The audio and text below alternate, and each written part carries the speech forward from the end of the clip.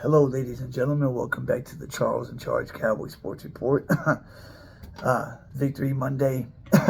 Going over our wonderful beat down on the Giants last night. Gonna go over some things and gonna go over what last night really resembles and means.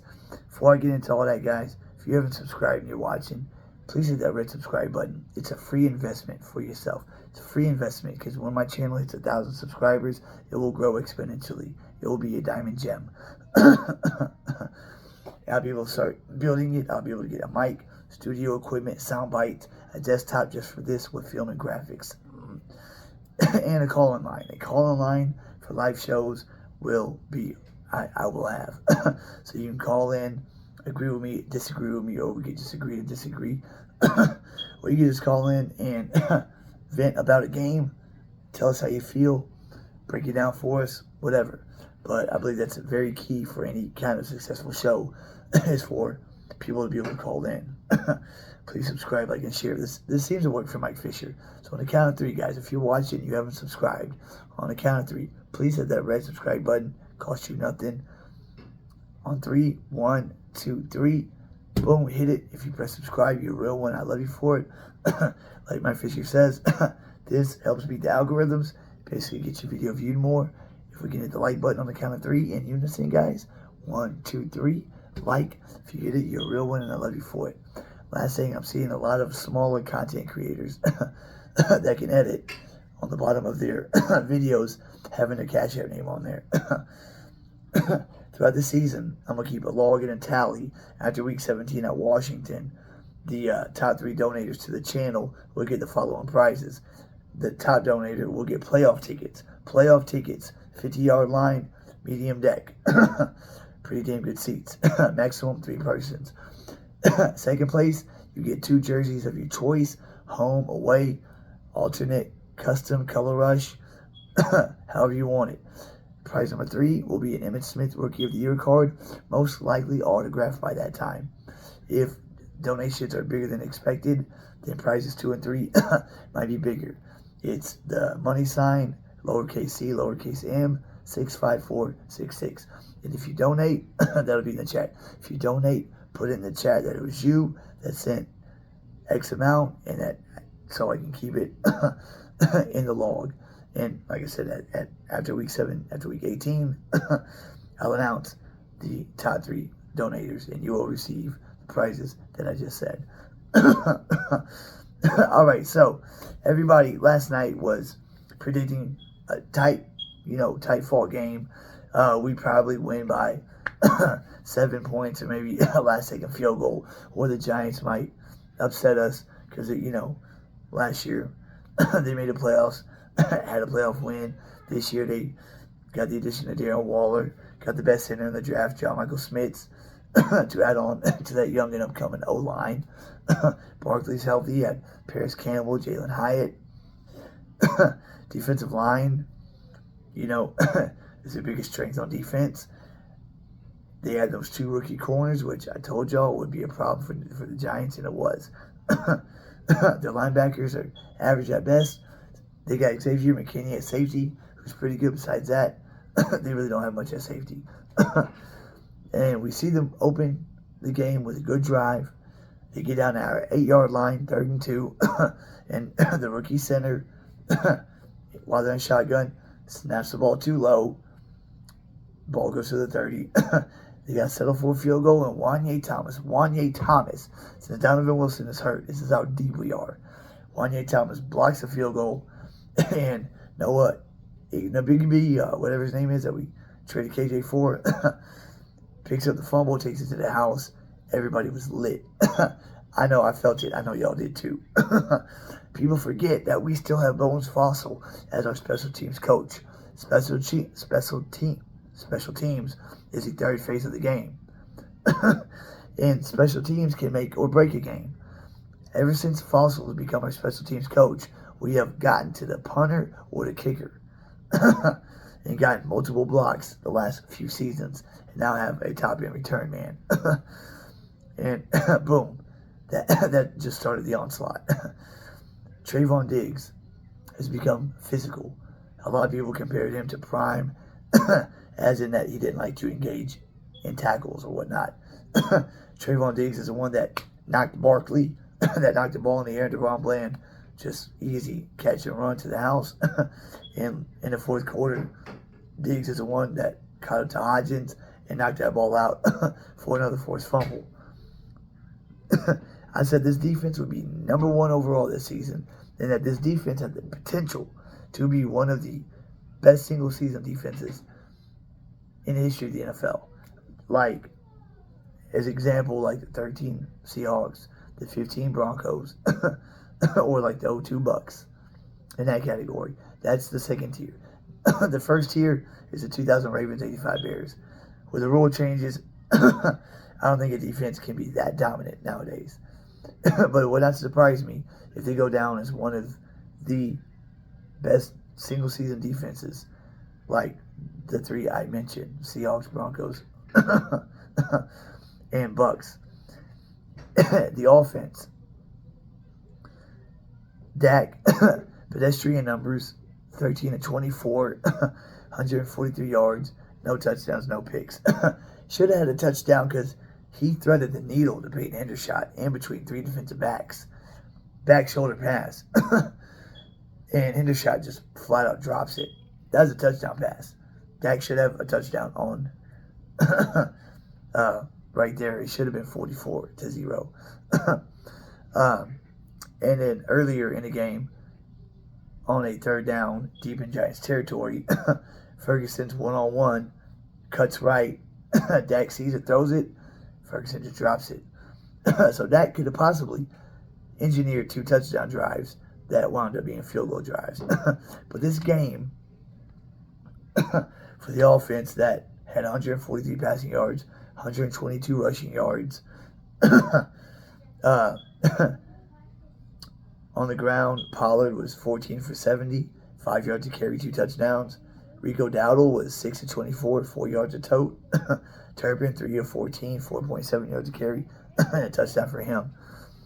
Our offense was not, big time. It didn't really have to be. This game was practice for the offense. Because the offense did not play in the preseason at all. Because we didn't want, any key guys to get injured. So this game was basically practice for the offense. They got some good practice in. And they pulled back in the fourth quarter, put a rush in. The offense will develop and get better as the season goes along with the new system that's implemented, which is nicknamed the Texas Coast offense. 70% of last year's offense with 30% of West Coast put in it. Dak seemed pretty comfortable in it.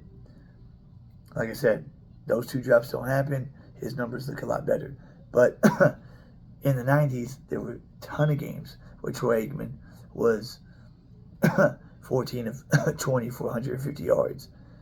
And they won the game. He was fine with that, as long as they won. If your defense is balling, let them play defense. For example, before halftime, 50 seconds left. It's 3rd and 10. We're at our own 25. Mike McCarthy runs a draw to Tony Pollard, opposed to passing the ball, which Kellen Moore would probably call the passing play on that 3rd and 10. We're up by 26. And you don't want to call a passing play deep in your own territory like that and have a chance for the Giants to get a late pick and score before halftime. That's what Mike McCarthy was talking about. Letting your defense play, running the ball, and playing to where the game is at. Like in Green Bay last season, we're up by 14 in the fourth quarter. You run the ball, you run the ball, you run the ball. Yeah, the time is your friend. You want to knock off as much clock as you can. Salt the game away. But no, Kellen Moore was dialing up pass play after pass play, being up by 14, going 3 and out. Having 15-second, 20-second drives and giving the ball right back to Aaron Rodgers.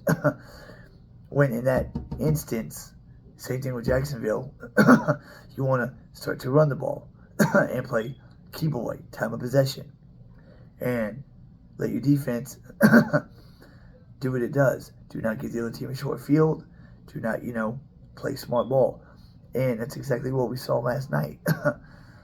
Special teams is top notch. Defense will be number one this season. Probably be number one in takeaways again. Pittsburgh was number one in takeaways in 72, 73, 74. We might be number one in takeaways in 21, 22, and 23. We had 3 turnovers last night. 3. So, in the first 35 games of Dan Quinn being defensive coordinator, we have 70 turnovers, averaging 2 a game on defense, which is amazing. And Dorrance Armstrong got 2 sacks. O.C. Adigizua got 2 sacks. Micah got 1. Golston got 1. They took it away, and he came back and got another one anyway. Jake Lawrence got 1. Micah Parsons looks unstoppable. He was getting double teamed all game and still beating the double team sometimes. And then when he gets double teamed, that opens it up for everybody else. Our corners, adding Gilmore, like Bill Walsh told Rex Ryan, you got to have 11 good players on defense. Last season, we did not have a corner opposite Trayvon Diggs, so teams would pick on that. And we couldn't load the box, stack the box, stop the run efficiently because we didn't have anybody we could trust to play man coverage on the other side. Now with Gilmore in the mix, y'all saw Gilly play last night. He was shut down. Now I know he wasn't going up against any premier receiver, but he still balled out and got a pick in his first game, which I loved. I mean, that ball looked like it hit the ground. Giants didn't challenge. It's a beautiful interception. Our corners are so good that we can play man coverage against anybody. Stack the box on first and second down to stop the run and play man. Deron Bland, did he look like he's regressed at all? He looks like he is progressing. Along with the pick 6. He's also a very physical tackler. Also, Deron Bland will continue to get better. Donovan Wilson didn't even play last night. Marquise Bell and Wanye Thomas, the backup safeties, were balling out. Marquise Bell in the fourth quarter knocks whoever had the ball at the time. Helmet hitting the ball perfectly, knocking it out. I mean, I haven't seen a game like that by us in I don't know how long. If y'all watching my videos before this game, I'm buying in to this roster, this team that we have this season. I said, the 95 season, week 1, we opened up at the Giants. Final score was 35-0. Last time that we made it to the NFC Championship and Super Bowl and won it. Went to the Giants, won 35-0 week 1. I said, if we go to the Giants and dominate in a similar fashion, especially get a shutout, that's going to tell us something very reminiscent too. This Giants team is no punk. They're gonna wax Arizona next week.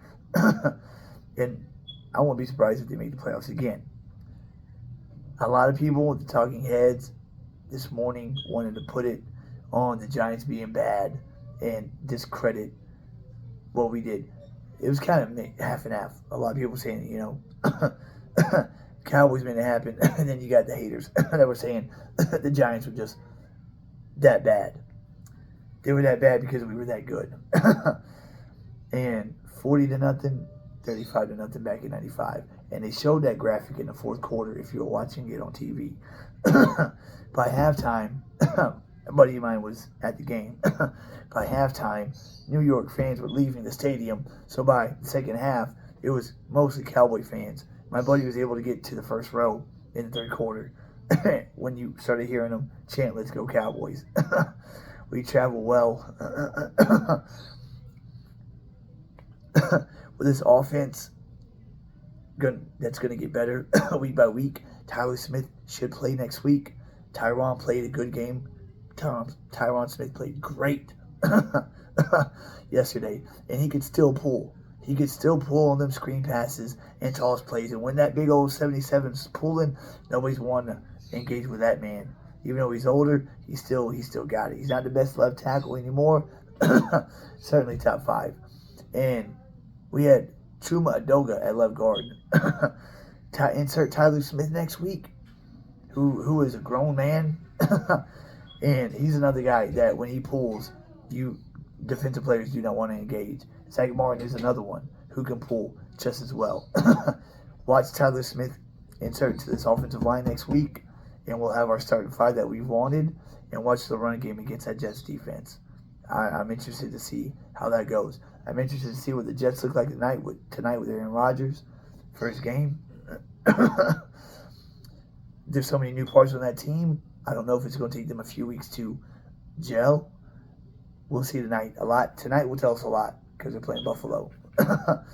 But it gives us an advantage that they're playing tonight because we get a one-day advantage over them. We played yesterday. They have a short week to prepare.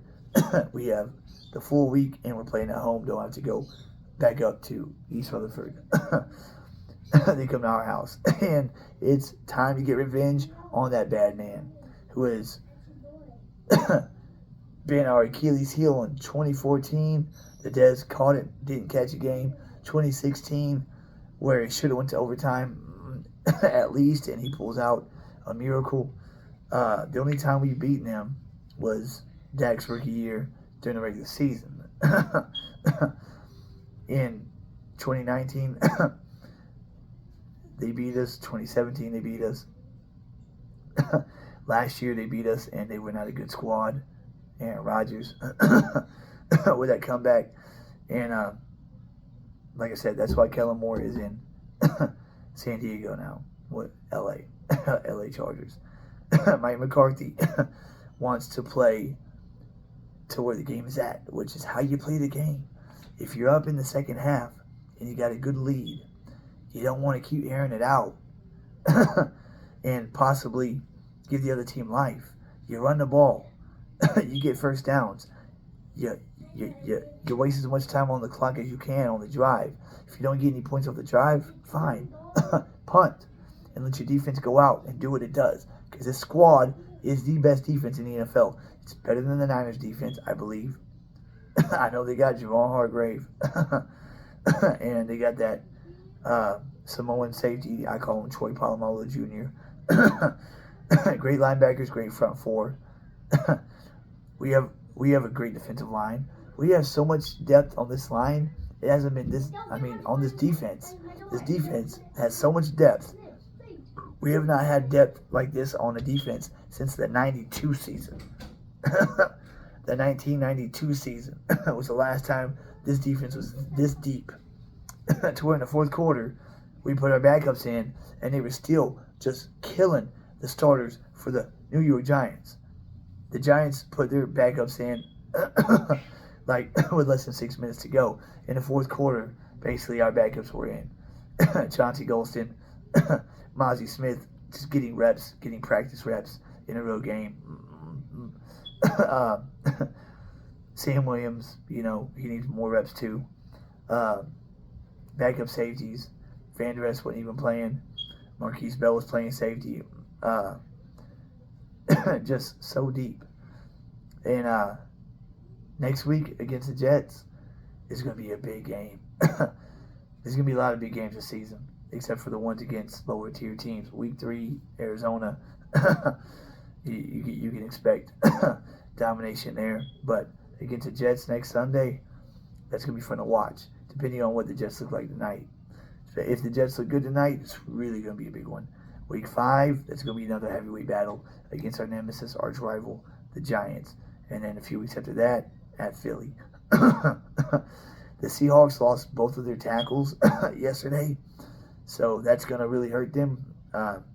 We don't play Detroit until the second to last game of the season. Washington barely beat Arizona. It's like either team didn't want to win. So I'm pretty sure that we'll beat the Commanders the first time we play them. If we have anything to play for in Week 18, we'll wax them in, the nation's capital.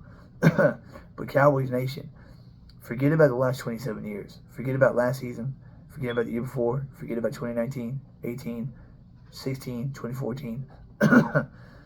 Forget about all those years. Forget about 07, 09. This team is a different squad. This defense has had the same players on it for 3 years now. Really kind of 4-ish, but 3 for sure. And Dan Quinn could have had a head coaching job this year real easily. But there's a reason why he did not, because he knows he had something special. And he said that he said he's never had a defense pick up where it's left off as much as this defense has. And he knew he had something special. And a third year in Dan Quinn's defense with the same people, the same guys getting better and better, defense is going to get better as the season goes along too. And Micah Parsons, you know, the leader of this defense, said he wants to be like the 2000 Ravens. If the other team can't score, they can't win. That Ravens team allowed 10.3 points a game. Like 10 points a game is what they, you know, gave up on average. So far, we're on pace to do that. If we give up 175 points, I will freaking trip out, because that will be Baltimore Ravens style.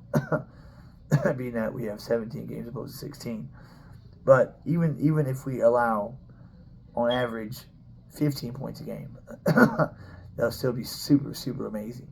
If we can lead the league in turnovers again, that'd be great. If we can lead the league in sacks, which I think we can. Got 7 last night. Should have been more. We forced 5 fumbles. Cowboy Nation, we knocked out 5. The Giants recovered 4 of them. So they got lucky on the turnovers. I mean, this game could have been 63-0. Seriously. I mean, 5 knockouts. The Giants are going to win next week.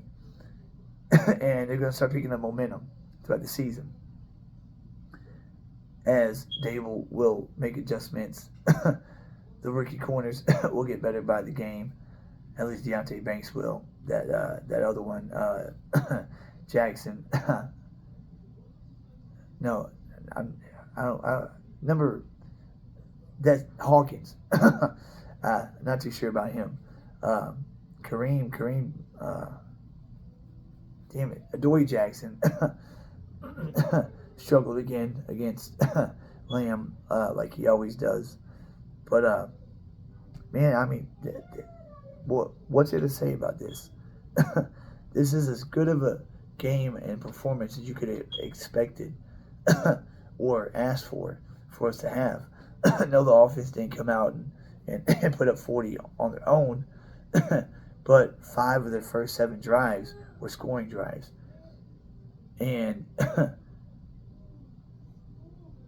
2 of the field goal drives should have ended up in touchdowns, but drop passes.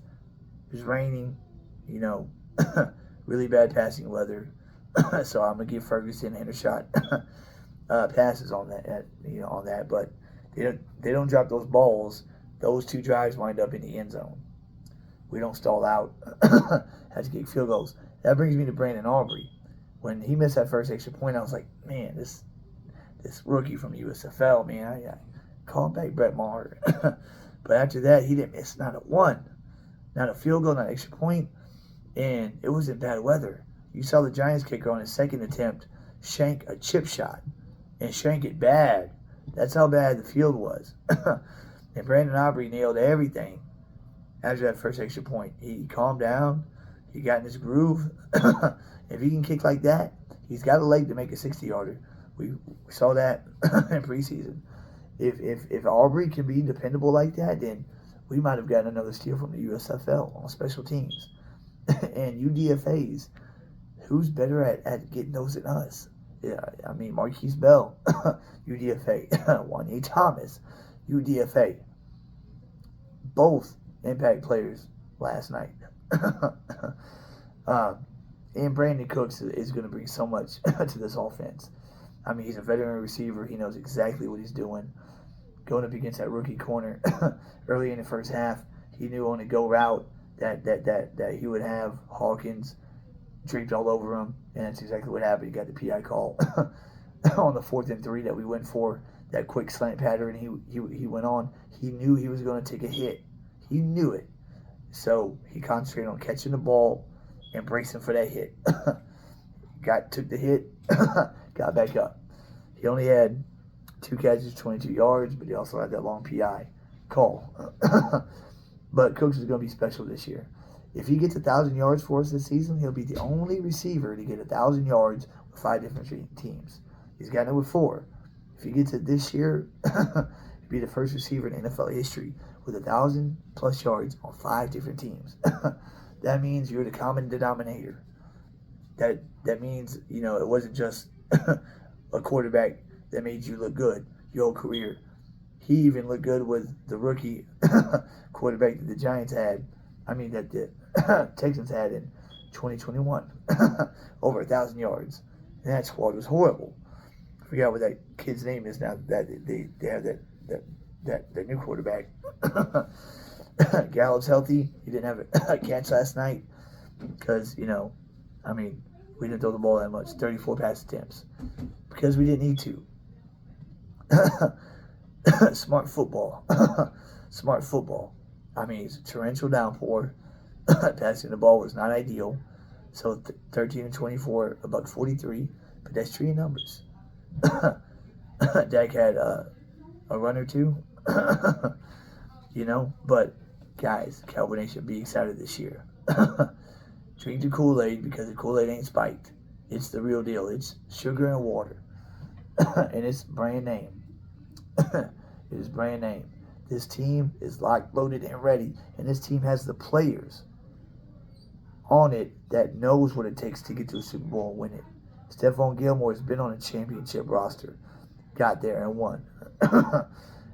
Brandon Cooks has been to the Super Bowl twice with 2 different teams in back-to-back seasons as their number 1 receiver. He knows what it takes. Dan Quinn knows what it takes as a head coach and defensive coordinator to get to a Super Bowl. Win one as a defensive coordinator. Mike McCarthy knows what it takes to get to the Super Bowl and win one as a head coach. And Bones Fossil is the best special teams coach out there. He's made our special teams so special. Goodness gracious. For the first score of the season to be a block punt return for a touchdown on the first drive of the season, man, oh my God, I was going freaking nuts. And after that, we get a field goal, and after that, they throw it to Saquon, and Trayvon Diggs starts getting physical and just puts a smack on him, and that ball pops up, and Deron Bland, who's got hands like Diggs, gets his first pick, takes it to the house. It was beautiful. Beautiful. With Tyler Smith back at left guard this next week, I believe we'll be able to run the ball that much better. We can run it really well off the right side with Zach Martin and Terrence Steele. And Terrence Steele every game will be getting better also. I don't believe he's quite 100%. They say he is. But he'll really, really become 100% throughout the season as he's coming off that torn ACL. Same with Pollard. They'll get better. Donovan Wilson should play next week. If he doesn't, it's okay. He gets it out another week or two. Because depth at safety is just so good. So, the only area of depth that we don't have is offensive line. When Chuma Doga went down, they had to put Tyler Bass in. I hope that showed the front office that go out and sign Jason Peters. Just he's 41, but at least he provides you with a reliable depth piece that can play left guard and left tackle. He can play on the left side, either position. Or get Dalton Reisner, get Ben Jones, go get a veteran backup. That gives us some quality depth behind the 5 starters. Chuma played pretty good, but I would rather Chuma and Asim and Bass not be our 6th, 7th, and 8th linemen. I'd rather it be a Jason Peters, Reisner, or Ben Jones, or somebody like that. Be lineman number 6. And then lineman number 7, 8, 9 be Chuma, Richards, and Bass, or whatever order they want to put them in. We will see about that, guys. But that's basically a quick breakdown. Philly, kind of, a very unimpressive outing against New England. Like Dan Orlovsky said, they should have lost that game. Zeke Elliott had to put the ball on the ground. If he doesn't do that, Patriots probably pull that game out. I love Zeke, but if he's so dumb, he has made the 2nd most money as a running back in history of the NFL. 2nd highest paid running back history of the NFL. So instead of taking less money and coming back to us to win, he goes to the Patriots for a couple more $1 million. Maybe $3 more million to play for the Patriots, who are going to probably finish last in the division, not even make the playoffs. That shows me that with Zeke, it's more about the money and not about winning. After you've already made your money, why wouldn't he want to just come and sign for a vet minimum and go get that trophy with us and be that power back, that pass pro? Well, Rico Dowdle's got that job now. And when we played the Patriots week 4, I hope we showed him that he made a mistake. And kind of like we played Emmett in 03 when he was with Arizona, and Roy Williams met him right in the hole and knocked him out of the game. Yeah, Zeke's going to have something like that coming, because that game's going to be at our house. Disappointing in Elliott, and he looked bad yesterday with New England. He looked like a fish out of water, and then puts the ball on the ground. Philly recovers it. Big play in the game. Niners look good. They're playing Pittsburgh. Between Patriots, Pittsburgh, and Giants, we were really playing the better team of the three. But it's only one game, so if we look like this next week, not 40-0, don't expect that. But if we dominate the Jets next week and our offense moves the ball very effectively against that defense, then you might want to buy like a case of that Kool-Aid, so it can last you all season into January and February. That's the real deal, guys. Just quick breakdown. The Giants had 65 offensive plays, right? 65 offensive plays the Giants had, 30 of which were for 0 or negative yards. That's amazing. Almost half their plays were for negative or 0 yards. Just complete annihilation against a divisional opponent. Dak has won 11 straight against the Giants now. He is 28-7 his last 35 games against the division opponent. So, NFC East, watch out. Philly, watch out. Because they did not look impressive. They played in a rainstorm also.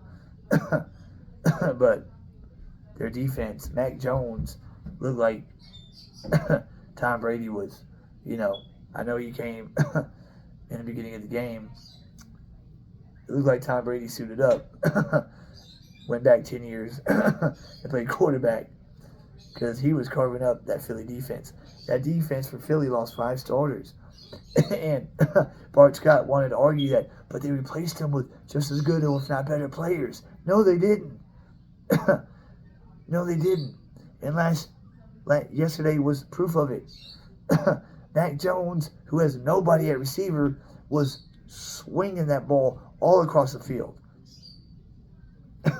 He had one bad overthrown pass that got deflected right into Darius Slay's hands, who took it back for a pick 6. That's what won it for Philly, really, was that play right there. But if Mac Jones with no receivers can carve up that defense, what do you think teams like us, or San Fran, or Detroit, or Green Bay, who, looked damn good yesterday, is going to do it to them? And Philly's offensive line, their tackles didn't look good yesterday. Only one game. I know it's only week 1, but we shall see, guys. That's pretty much it for now. I don't know if this is legible or not. Able to read it, but basically right there. It'll be in the chat, guys. Help donate to the channel. Help me grow it. Help me get a mic, equipment, so I can have me like a real studio set up, and then start doing, when I hit 500,000, start doing live shows with other content creators. Because I think I could do some really good collaborations, but I cannot get there without you, Cowboy Nation. So please subscribe, like, and share. I cannot iterate that enough. Anytime I do a video, and the next day after it uploads, I see that few people, jumped on the wagon. It really warms my heart. Keep God first and foremost. He comes before everything, even this. I'm a living testimony of that. Seek Him in His righteousness. Everything else in your life will fall into place. enjoy this Monday, guys. Enjoy the week. Let's get ready for the Jets. Watch that game tonight because that's who we're playing next week. And I'll see y'all guys on the flip side later on this week about the week 2 game that we got coming up against our arch nemesis quarterback, the bad man. They call him Aaron Rodgers. We'll see how bad he is on the 17th. All right, guys, that's it for this episode. Charles and Chargers out. First class content all day, every day.